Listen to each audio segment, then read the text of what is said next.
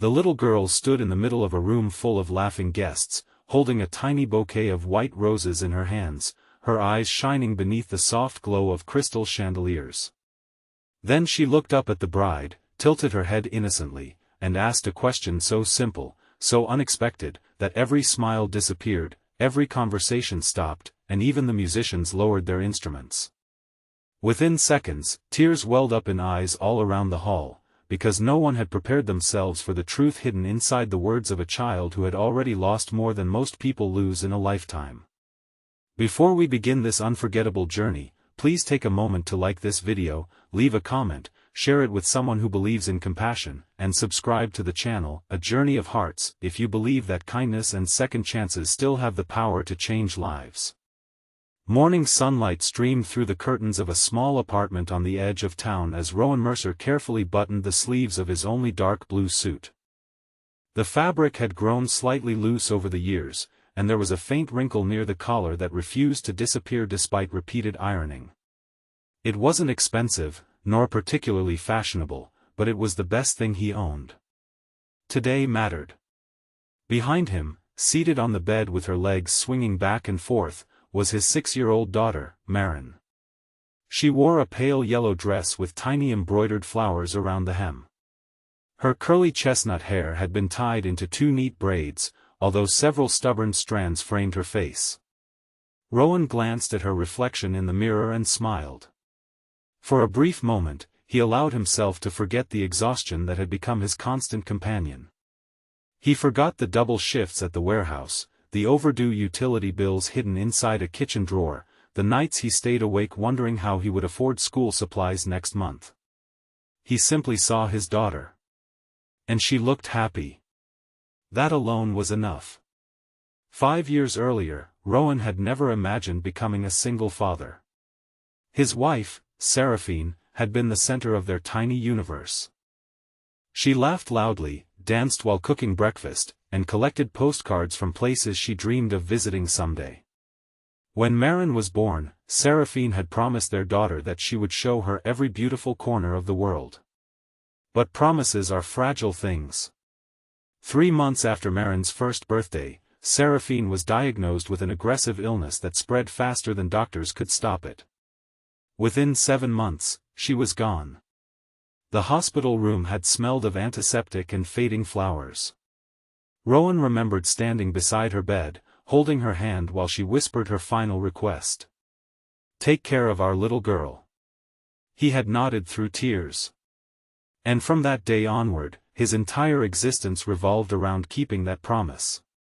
It wasn't easy.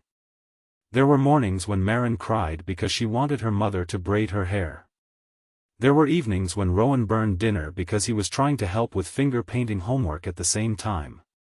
There were birthdays celebrated with homemade cakes that leaned sideways and Christmas mornings filled with second-hand toys carefully repaired during sleepless nights. People admired him. Some pitied him. Others judged him. A few relatives suggested he should remarry quickly because a child needed a mother. But Rowan never rushed. He didn't want someone to replace Seraphine. He simply wanted to become the father Maren deserved. And slowly, despite countless mistakes, they built a life together. Small traditions emerged. Saturday pancakes. Sunday walks in the park. Bedtime stories invented on the spot. Rainy afternoons spent building castles from old cardboard boxes. Their apartment remained modest, but laughter often echoed through its walls. Then, 3 weeks ago, Rowan received an invitation. It was from his younger cousin, Celestia. She was getting married. The invitation was elegant, decorated with silver vines and delicate lettering. At first, Rowan considered declining. Weddings reminded him too much of what he had lost. But Celestia called personally. She explained that Maren had once attended her engagement party and spent hours drawing pictures with her nieces. She wanted both of them there. She insisted. Eventually Rowan agreed. Now, standing inside his apartment on that bright Saturday morning, he adjusted his tie for the 3rd time while Maren climbed down from the bed. "Do I look pretty today, Daddy?" she asked. Rowan knelt beside her. "You look exactly like sunshine." She giggled. "And you look handsome." He laughed softly. "No one has called me handsome in years." She slipped her tiny hand into his. "I think Mommy would." The words hit him unexpectedly. For a second, emotion tightened his throat.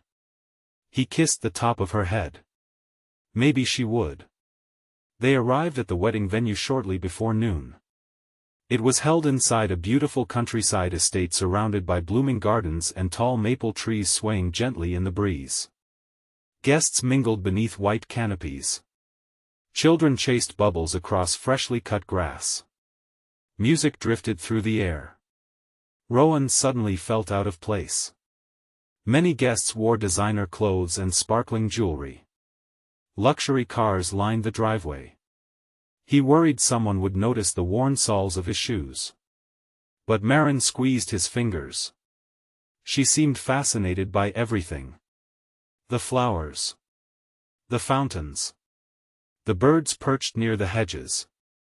To her, it was magical. And perhaps that was enough. During the ceremony, Maren sat quietly beside him. She watched the bride walk down the aisle with wide eyes.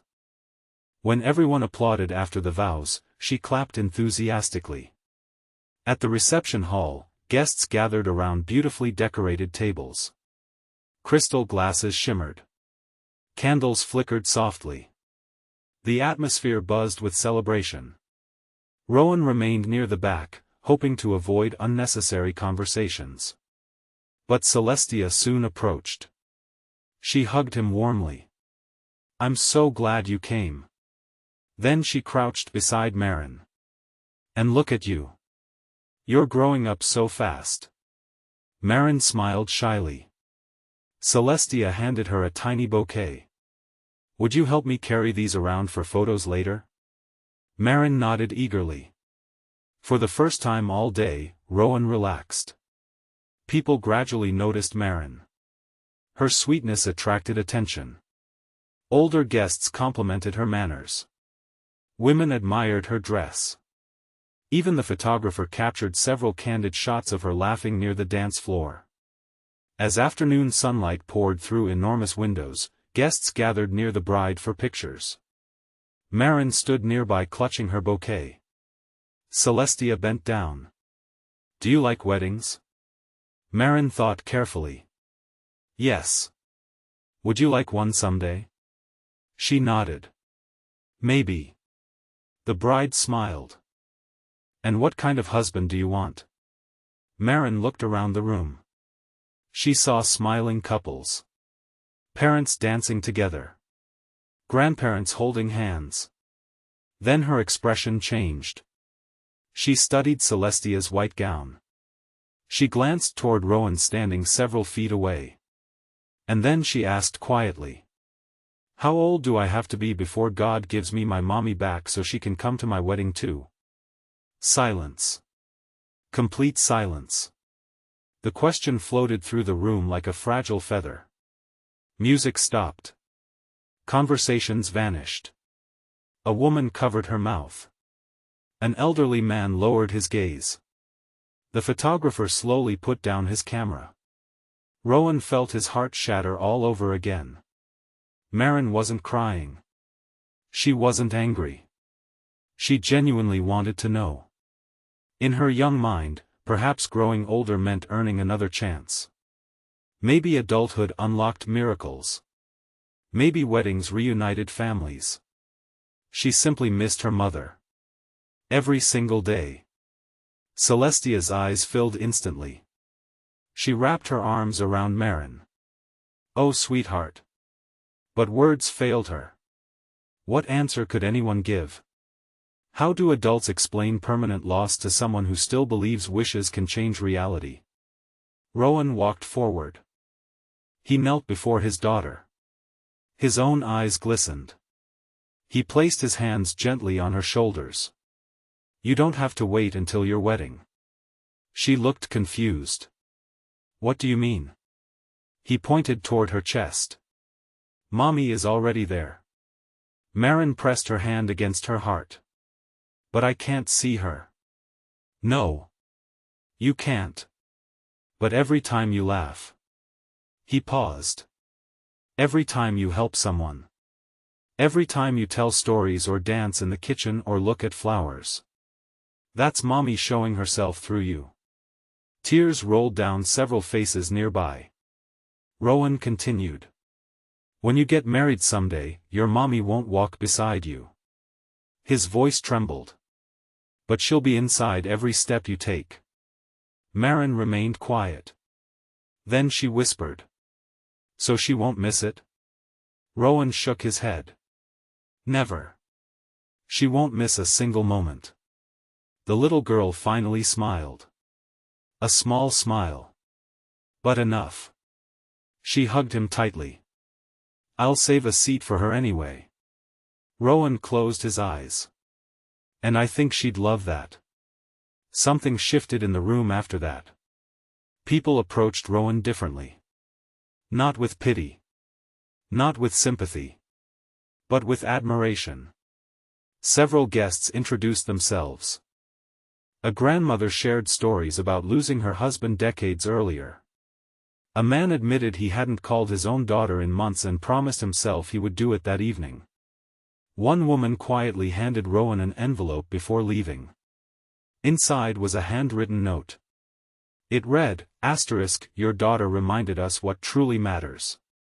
Thank you for raising a child whose heart still believes love never ends." There was also a gift card for a local bookstore. Rowan stared at it for several seconds. He almost cried again. As sunset painted the sky orange and pink, music resumed. Couples returned to the dance floor. Children laughed. Someone invited Rowan to dance. At first he refused. Then Marin tugged his sleeve. "Daddy. Dance with me." He hesitated. "I don't know how." She grinned. "Neither do I." And so they danced. Awkwardly. Clumsily. Beautifully. A tired father and a little girl moving beneath sparkling lights. For the first time in years, Rowan didn't feel broken. He felt enough. Enough for his daughter. Enough for himself. Enough for the promise he had made beside a hospital bed years ago. As they swayed together, he imagined Seraphine watching somewhere beyond human understanding. Perhaps smiling. Perhaps proud. Because despite every hardship, despite every lonely night, despite every fear, their daughter was growing into someone extraordinary. Someone kind. Someone brave. Someone capable of reminding an entire room of strangers that grief does not erase love. It transforms it. And love, when carried faithfully, becomes a bridge connecting those who stay with those who leave. Months later, Celestia mailed Rowan a framed photograph from the wedding. It showed him kneeling in front of Marin while she touched her chest. Sunlight surrounded them. The picture captured something words rarely could. Hope. Pure and gentle hope. Rowan hung it above their living room shelf. Whenever difficult days arrived, he looked at that photograph. And remembered. He wasn't walking this road alone. He carried memories. Promises. And the invisible presence of someone who had loved them completely. One evening, Marin stood before the picture. She smiled. Then she whispered softly. "Mommy, don't forget. You still have a seat saved." And somehow, in the quiet warmth of that little apartment, it felt as though someone had heard her. If this story touched your heart, please take a moment to like, comment, share this video, and subscribe to A Journey of Hearts. Your support helps spread stories that remind people they are never truly alone in their struggles. Special request * comment below with "Love never leaves" if you believe the people we cherish remain with us in the memories, values, and kindness they leave behind. Because sometimes the most powerful presence in our lives belongs to someone we can no longer hold, yet somehow continue to feel every single day. And perhaps that is what love was always meant to be, not an ending, but a quiet light that keeps shining long after the person who lit it has gone.